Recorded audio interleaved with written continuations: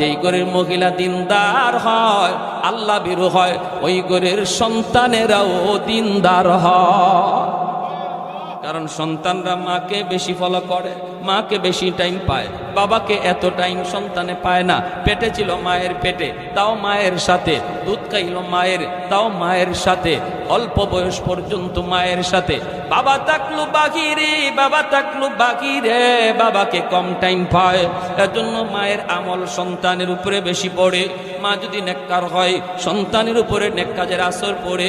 মা যদি বদকার হয়, সন্তানের উপরে বদের আসর বেশি পড়ে। এজন্যই নবী বলেন, আল মারআতু রাইয়াতুন আলা বাইতি যাওজিহা ওয়া ওয়ালাদিহি ওয়া ওয়ালাদিহি। একজন মহিলা তার স্বামীর ঘরের হিসাব জিম্মাদারি আল্লাহর কাছে দিতে হবে।